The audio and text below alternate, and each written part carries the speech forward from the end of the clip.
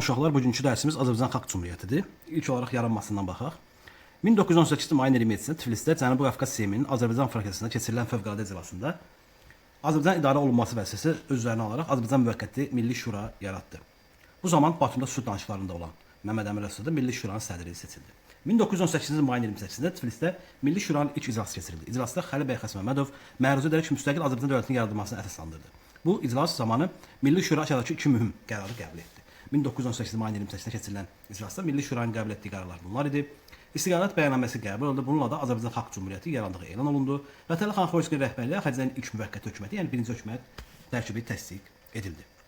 Müsəlman mənşəli bütün dövlətlər əsasında monarxiya və dini təməlli üzrə qurulduğu halda onlardan fərqli olaraq AXC dünyavi təməl üzərinə qurulan müsəlman şərqinin və Türk dünyasının ilk dövləti oldu. Bir neçə gün sonra isə dünya aparıcı dövlətlərinə radioteleqrafla Azərbaycanın müstəqil olduğu bildirildi. İndi Azərbaycan Respublika dövrləri var. Birinci Respublika 1918-1920, ikinci Respublika 1920-1991, üçüncü Respublika 1991 və indi də davam edən Respublikadır. Şimali Azərbaycan xalqlar şəklində Rusiyanın tərkibinə qatılmışdı. Bu dövrdə xalqımızın 100 illik müstəmləkə əsarətini ruslaşdırma və xristianlaşdırma siyasətinə məruz qalmış və lakin milli varlığını və dilini, dinini qorumuş, bütövləşdirmişdi. Ona görə də Rusiya imperiyası çökərkən 10 dağlıq içərisində Azərbaycan şimal torpaqları Cümhuriyyət şəklində ayrıldı. İstiqlal bəyannaməsi azadlıq uğrunda mübarizə aparan ziyalılarımızın demokratik düşüncə tərzi və baxışlarını əks etdirən və onun və digər müsəlman ölkələrin fərqli olaraq göstərən mühüm siyasi akt sənəd idi. İstiqlal bəyannaməsi videonu dayandaraq baxarsınız məzmununa. Biz o birisinə davam eləyək. Cümhuriyyət xadimləri Rusiya işğalından sonra unutulmuş müqəddəs Azərbaycan adlı xalqı qaytarmış, tariximizdə parlament mədəniyyəti əsasına qoymuşdur. Onlar İstiqlal bəyannaməsinin 6-cı bəndində Azərbaycan hakimiyyəti başında xalqın seçdiyi Milli Şura durur fikrini qanuniləşdirmək üçün 3 Azərbaycan parlamentinin olduğunu həm də elan etdiyi Cümhuriyyətin Azərbaycan xalqının qanuni dövləti olduğunu təsdiq etmişlər. İndi Batum müqaviləsinə baxaq, Bakı səfərinə aparan yol. AXC hökumətinin ilk tələblərindən biri Osmanlı dövləti ilə 1918 iyunun 4-də Batumda sülh danışıqları, sülh danışıq və dostluq müqaviləsi imzalanması oldu. Batum müqaviləsi əsasında Osmanlı dövləti AXC-yi rəsmən tanıyan ilk dövlət oldu və müqavilənin 4-cü maddəsinə əsasən Osmanlı hökuməti qayda qanunu və ölkənin təhlükəsizliyini təmin etmək üçün ehtiyac duyulduğu halda AXC hökumətinə silahlı yardım etməyi öz öhdəsinə götürdü. AXC-nin siyasi liderləri Bakısız Azərbaycan başsız bədəndir fikrini çıxış edərək Bakı düşməndən azad olmasını əsas vəzifə hesab edirdilər. Buna görə də AXC hökuməti Batum müqaviləsinin 4-cü bəndinə əsasən Osmanlı dövlətinə hərbi yardım istədi. Osmanlı dövləti tezliklə bu istəyi yerinə yetirərək Nuri Paşa Bakıda Azərbaycana qoşun göndərdi. Osmanlı dövləti Sovet Rusiyası və Almaniyanın bu yardıma qarşı çıxacağını bildiyi üçün Azərbaycana göndərdiyi bu qüvvənin adını Qafqaz İslam Ordusu adı ilə adlandırdı və 18 minə qədər hərbiçisi olan Qafqaz İslam Ordusu 6000 türk nizam ordusuna, 12 min nəfər isə hərbi təlim görməyən xalq qoşunun təsiri bağışlayan Azərbaycan hərbi hissələri könüllərindən ibarət idi. Bu zaman Bakı neftini ələ keçirmək istəyən Almaniya gürcü qoşunlar birlikdə Osmanlı dövlətinin Cənubi Qafqaz eləməsinə mane olmağa çalışdı. Lakin 1918-ci ilin iyununda Borçalıda baş verən silahlı toqquşmada Osmanlı ordusu Alman gürcü qoşunlarını məğlubiyyətə uğratdı və Almaniyanın AXC siyasi idarələrinin üstlərini seçmək istədisə heç bir nəticə vermədi. 1918 iyunun əvvəllərində Nuri Paşa Bakıda ilə Osmanlı qoşu Gəncəyə gəldi. Osmanlı ordusunun Gəncəyə gəlməsi qarşısını ala bilməyən Gürcüstan tələbi ilə 1918-ci iyunun 16-sında AXC hökuməti və Milli Şura Tiflisi tərk edərək Gəncəyə müvəqqəti paytaxta köçdü. Beləliklə AXC tarixində Gəncə dövrü başladı. Gəncədə AXC siyasi təsisatların demokratik və liberal ideya əsasında qurulmasına narahat olan mühafizəkar ilhaqçı qüvvələrin hökumətə etimadsızlıq göstərməsi ilə əlaqədar hökumət böhranı yarandı. Beləliklə AXC-nin elan olunmasından sonra ilk siyasi böhran iyun böhranı baş verdi və 1918 iyunun 17-sində böhrandan çıxmaq üçün Milli Şura keçirilən fövqəladə iclasında AXC-nin siyasi liderləri xalqın istiqlalının xilası naminə iki mühüm qərar qəbul etdi. Milli Şuranın fəaliyyəti dayandıraraq mühüm sahibləri hökuməti, yəni Fətəli Xan Xoyski'nin başçılıq etdiyi yeni yaradılan ikinci hökumətə verdi və 1918 iyunun 17-sində qəbul edilmiş qərar əsasında cəmi 20 gün əvvəl Azərbaycan Milli Şurası ilk fəaliyyət dövrü, yəni 1918-ci ilin mayın 27-sində yaradıldı və iyunun 17-sinə onun fəaliyyəti dayandırıldı. İkinci hökumət 6 aydan gec olmayaraq müəssisələr məclisini çağırmalı və AXC-nin ikinci hökumətin qarşısında duran ən mühüm vəzifələr bunlar idi. Bakını Bolşevik daşnak qüvvələrindən işğaldan azad etmək, daha sonra dövlətin suverenliyi ilə istiqlalını qorumaq idi. Bu məqsədlə ikinci hökumət hərbi vəziyyət elan etdi və milli ordunun yaradılmasına başladı. 1918-ci ilin yayında daxili və beynəlxalq vəziyyət Bakının azad edilməsini zəruri edildi. Birinci Dünya müharibəsindən sonra Bakı Osmanlı, Almaniya, İngiltərə və Sovet Rusiyası arasında mübarizənin əsas obyektinə çevrilmişdi. AXC yaranarkən Bakı Xalq Komissarları Soveti dövlət kimi AXC-ni tanımadı və ona qarşı müharibə elan etdi. Eyni zamanda AXC-yə qarşı hərbi əməliyyatlar başladı. Bakı Xalq Komissarları Soveti öz fəaliyyətini Gəncə üzərinə yürüş ilə Cənubi Qafqazda mürəkkəb siyasi vəziyyəti daha da kəskinləşdirdi. Hücum zamanı Qazaxda müsəlman əhaliyə qarşı soyqırım da yenidən təkrar olunurdu. 1918-ci il iyunun 27-dən iyulun 1-nədək baş verən 4 günlük Göyçay yaxına döyüşlərdə Qafqazistan ordusu Bakı Xalq Komissarları Sovyeti qoşunlarını məğlub edərək onları Gəncəyə hücumun qarşısını aldı və müharibənin taleyini həll etdi. Məğlubiyyət Bakı Xalq Komissarlarının ordu fəaliyyətini gücləndirdi. Belə vəziyyətdə Qafqazistan ordusu Bakı istiqamət hərəkətinə dönməz xarakter vəziyyəti aldı və iyunun sonlarında Bakı ətrafına gəlib çıxdılar. Bakı Xalq Komissarları Sovyetinin soyqına görə cavab verəcəyindən təlaşlandığı üçün İrandakı Rus Kazak qüvvələrinin yardım çağrısına başvurdu. Bununla elə əhəmiyyətdə olmadı. Bu zaman aşağıdakı amillər ermənilərin İrandakı ingilis qoşunları Bakı çağırmasına sövq etdi. Sovet Rusiyasının şəhər qorumaq üçün kifayət qədər yardım göndərməməsi Bakı Xalq Komissarları Sovetinin hərbi bacarıqsızlığı buna səbəblərdəndir.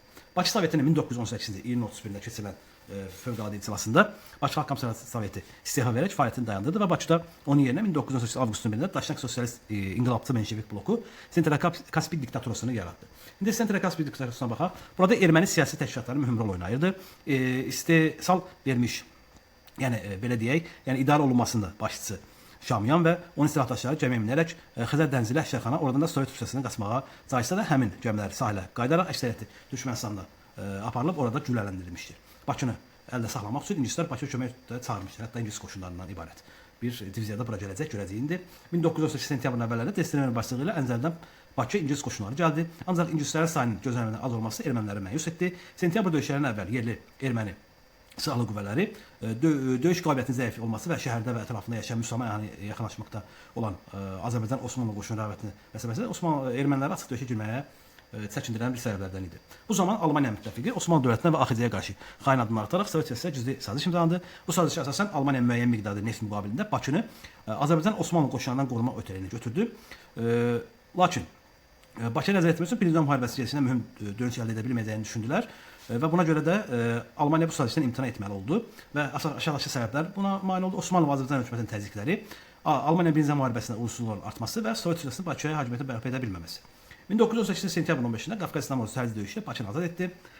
Bu zaman düşmən qüvvələri gömlələri şəhərdən qaçmağa məcbur oldu və Sentral-Kaspik diktaturası süqut etdi. 1918 sentyabrın 17-sində AXC hökuməti Gəncədən Bakıya köçdü. Bakı şəhəri AXC-nin ikinci paytaxtı oldu. Bakı azad edilməsi ölkənin ərazisinin demək olar ki, böyük bir hissəsi AXC-nin hakimiyyətə bərqərar olundu. Bakıda Şəhidlər Xiyabanında 1918 Azərbaycan xalqına xilaslı uğrunda həlak olmuş Türk hərbiçiləri şərəfinə uzanmış abidələr də qoyulmuşdu.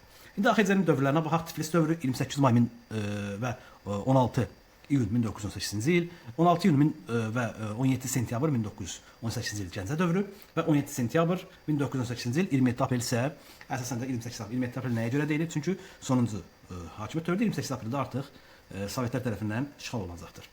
AXC ərazisi və əhalisinə baxaq. AXC ərazisi ilk dəfə İstiqlal bəyannaməsində bəhs edilmişdir. Bu sənəddə göstərilmişdir. Cənubi Qafqazda Cənubi şərqini əhatə edən Azərbaycan tam hüquqlu müstəqil dövlətdir. AXC yaranması ərəfəsində Cənubi Qafqaz Azərbaycanlıların əksər yaşadığı ərazilərin təqribən 150 min kvadrat kilometrdir. Cənubi Qafqazda müstəqil dövlətlərin meydana gəldikdən isə Azərbaycan tarixi bir hissəsi Erməni Respublikasında yaradılmışdı. Hətta biz bu hissəyə İrəvan tərəfi də misal göstərə bilərik. AXC haqqında ümumi məlumata baxsaq, 28 may 1918 ilə 28 aprel 1920-ci ildə fəaliyyət göstərmişdir. Əsasən fəaliyyət göstərdiyi yer 3 şəhər olmuşdur, lakin paytaxt 2 şəhər olmuşdur, Gəncə və Bakı. İdarə etmə forması parlament respublika idi. Dövlət dili türk dili, yəni Azərbaycan dilidir. Pul vahidi Bakı bonu, sahəsi isə 97 min kvadrat kilometr idi. İndi AXC qanuni funksiya yerinə yetirən orqanlara baxaq. Milli Şura 27 may və 17 iyun tarixlərində, ikinci hökumət 17 iyun 16 noyabr tarixlərində, Milli Şuranın yenidən bərpası 16 noyabr və 7 dekabr tarixlərində, parlamentin yaradılması 7 dekabr 1918 və 28 aprel 1920-ci ilə qədər fəaliyyət göstərmişdir. İndi daxili siyasətinə baxaq. AXC müsəlman türk dünyası ilk dəfə qərb demokratik siyasi sisteminə əsaslanan milli dövlət idi. AXC hakimiyyəti orqanları qarşısında müstəmləkə sərhədinin dövründən yığılıb qalmış, həmçinin müharibənin ağır nəticələri ilə bağlı mürəkkəb problemlərin aradan qaldırılması üçün mühüm vəzifələr qoyulmuşdu. AXC-nin bu sahədəki tədbirləri tariximizdə ilk meydana çıxmasına səbəb, ilklərin meydana çıxmasına səbəb olmuşdu. AXC parlamentin yaradılması fəaliyyətinə baxaq. İstiqlal bəyannaməsində əsasən AXC-nin dövlət quruluşu parlament respublika idi. AXC ilk dövrlərində qanunverici orqan yalnız müsəlman təmsil edən müvəqqəti Milli Şura idi və 1918-ci ilin 17-sində Milli Şura fəaliyyət dayandıraraq hökumət qarşısında 6 aydan gec olmayaraq birbaşa və gizli səs vermə əsasında müəssisələr məclis çağırması vəsətəsi qoymuşdu. Bayezid bu sifarişinin əsasən Osmanlı qoşunlarının Şimali Azərbaycanı tərk etməsindən sonra Bakıya gələn Antanta qüvvələri əvvəlcə AXC-ni tanımaqdan imtina etməsi və müstəqilliyi yenidən tərcih qarşısına qoydu. Belə bir vəziyyətdə ölkənin bütün əhalisi təmsil edərək təcili qanunverici orqan salması mühüm ehtiyac duruldu. Və 1918-ci il noyabrın 16-sında Milli Şura fəaliyyətə bərpa edərək yenidən özünü yeganə qanunverici orqan elan etdi. Və 1918 noyabrın 20-sində Milli Şuranın qərarı ilə Azərbaycan parlamentinin yaranması haqqında qanun qəbul olundu. Bu qanuna əsasən seçki əsasında ölkədə yaşayan bütün millətlərin təmsil olunduğu bir palatalı parlament yaradıldı və milli azlıqlar böyük güzəştlər edildi. 1918-ci dekabrın 7-sində Azərbaycan parlamenti fəaliyyətə başladı. Bu hadisə xalqın demokratik hakimiyyəti prinsipinə verdiyi böyük dəyərin və hörmətin təzahürü idi. Və parlamentin fəaliyyətə başlaması münasibətilə ölkədə siyasi məhbuslara amnistiya verilmişdi. AXC parlamentinə baxaq. Sədri İstanbulda AXC fövqəladə vəsait səfiri olan Topçuov seçilsə də məlum səbəblərlə 1920-ci ilin fevralına kimi bu vəzifəni müavinləri Həsən bəy Ağayev, daha sonra Məhəmməd Yusuf Səfərov icra etmişdi. Qanunverici orqan idi, tək palatalı idi, 120 deputatdan ibarət idi. Musavat, birtərəflər, İttihad, Əhrar, Sosialist, Slavyan Yurus Cəmiyyəti və başqa fraksiyalar, qruplar fəaliyyət göstərir. Buna baxmayaraq, parlamentin fəaliyyəti dövründə 230-a yaxın qanun qəbul etmiş və ilk müzakirə etdiyi məsələnin biri də hökumət hesabatının dinlənməsi və yeni hökumətin təşkil olunması idi. 1918 dekabrın 26-da parlament Fətəli Xanxoyski ilə koalisiyalı 3-cü hökumət tərkibini təsdiq etdi. Hökumət Azərbaycan müstəqilliyinin möhkəmləndirilməsi, ərzaq, nəqliyyat, əqrar, maliyyə və ordu məsələlərini təxirəsalınmaz siyasət keçirilməsini nəzərdə tutan bəyannamə də qəbul etdi. Rus və Erməni Milli Şura əvvəlcə parlament tariximizə qarşıdırmamaqdır. Anından sonra Nazirlər Şurası həm də parlamentin ilk iclası açılışında iştirak etməyə məcbur olmuşdu. AXC parlamentinin ilk iclası, AXC hökuməti və Nazirlər Şurası AXC-də ali icra orqan funksiyasını hökumət yerinə yetirirdi. AXC-nin ilk hökuməti Milli Şuranın qarşısında məsuliyyət daşımışdı və AXC-nin 11 hökuməti və Milli Şuranın qanunverici səyahətini həyata keçirərək 1918-ci yayında ölkədə hərbi vəziyyət və ümumi hərbi mükəlləfiyyət təsdiq etdi. İlk dövlət bayrağı qəbul olundu. Lakin bu dövrdə parlament hökumətin fəaliyyətini çətinləşdirirdi. Bu dövrdə parlament hökumətin fəaliyyətini çətinləşdirirdi. Nələr çətinləşdirirdi? İngilis komandanlığının Bakıda yaratdığı general qubernator vasitəsilə AXC-nin hökumətin daxili işlərinə müdaxilə etməsi, parlamentdə təmsil olunan partiyalar, yəni fraksiyalar arasında kəskin fikir ayrılığı mövcud idi. İndi hökumətlərə baxaq. Burada belə də cədvəl halındadır. Məsələn, birinci hökumət fəaliyyət dövrü 28 may və 17 iyun 1918 başçısı Fətəli Xanxoyski təsdiq edən orqan Milli Şura, təşkil olunduğu şəhər isə Tiflis idi.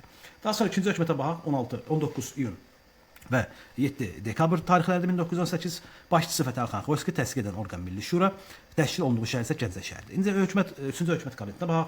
Fəaliyyət dövrü 26 dekabr 1918 və 14 aprel 1919 idi. Başçısı Fətəli Xanxoyski idi. Təsdiq edən orqan parlament idi və təşkil olunduğu şəhər Bakı şəhəri idi. Dördüncü hökumət kabinetinə baxaq. 14 aprel 1919 və 22 dekabr 1919-cu il başçısı Nəsib bəy Yusuf bəy idi. Təsdiq edən orqan parlament, təşkil olunduğu şəhər Bakı şəhəri idi. Beşinci hökumət kabinetinə baxaq. Fəaliyyət dövrü 22 dekabr 1919 və 30 mart 1920-ci il başçısı Nəsib bəy Yusuf bəy idi. Təsdiq edən orqan parlament və təşkil olunduğu şəhər isə Bakı şəhəri idi. AXC və dövlət quruculuq tədbirlərinə baxaq. AXC dövründə 1918-ci il iyunun 24-də üzərində ağ aypara və təşkil ulusları ulduzu təsvir olunan qırmızı bayraq AXC-nin ilk dövlət bayrağı kimi təsdiq olundu. Bu bayraq cüzi fərqlə Osmanlı İmperatorluğu bayrağına bənzəyirdi və 1918 noyabrın 9-da müəyyən səbəblərdə AXC bayrağı üzərində ağ aypara, 8 ulusları ulduz və göy, qırmızı və yaşıl zolaqlı dövlət bayrağı ilə əvəz olundu. 1918-ci iyunun 27-sində türk dili, yəni Azərbaycan dili elan olundu. Bu qərar Azərbaycanın ikiyə bölməsindən sonra ana dilinin dövlət dili kimi işlədilməsinə aid ilk sənədidir.